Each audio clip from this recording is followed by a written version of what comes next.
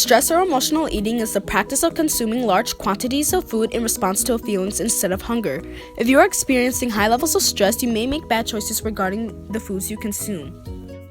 Studies show that physical or emotional distress increases the intake of food high in fat, sugar, or both. When you're feeling stressed, you may feel a sensation known as emotional hunger. Emotional hunger isn't located in the stomach, rather than a growling belly or a pain in your stomach.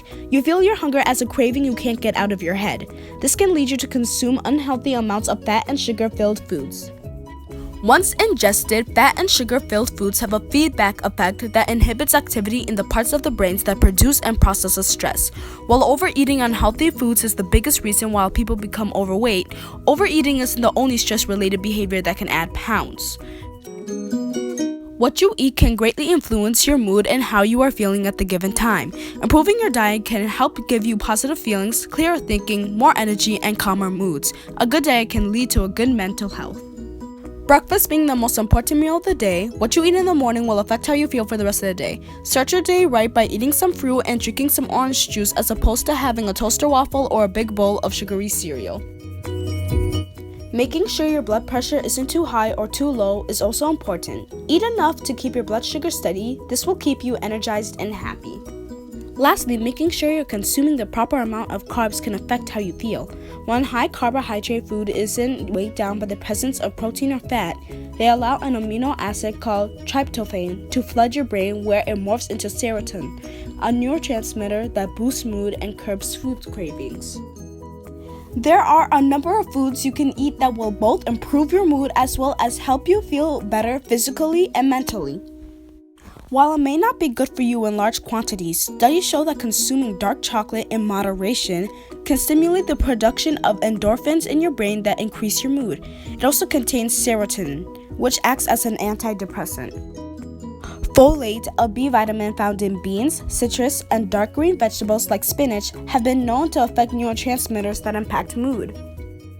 Eating oily, fatty fish like salmon, tuna, sardines, rainbow trout, and mussels will give you omega-3, a key mood-boosting nutrient and one our bodies don't produce. The antioxidants found in this fish, which can also be found in various fruits and vegetables, have been associated with a lower risk of depression.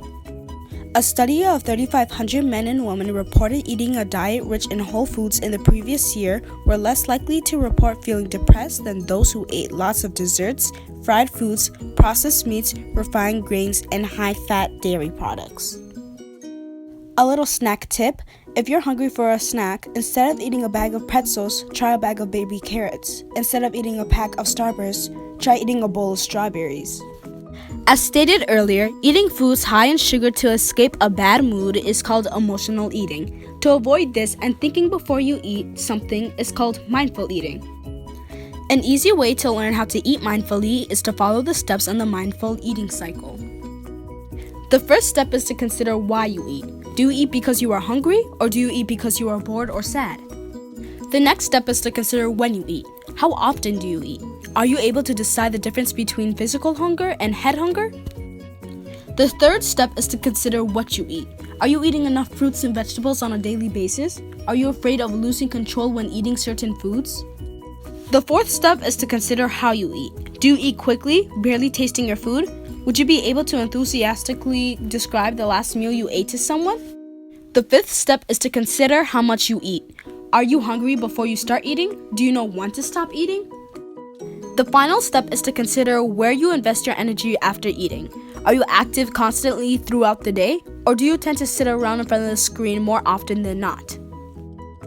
To eat mindfully, you must learn to eat slowly, without distraction, and to savor the experience of healthy food. Thinking about what you eat can help you keep your stress levels low and keep you happy. By following these steps, you should be able to cleanse your life of stress eating for good.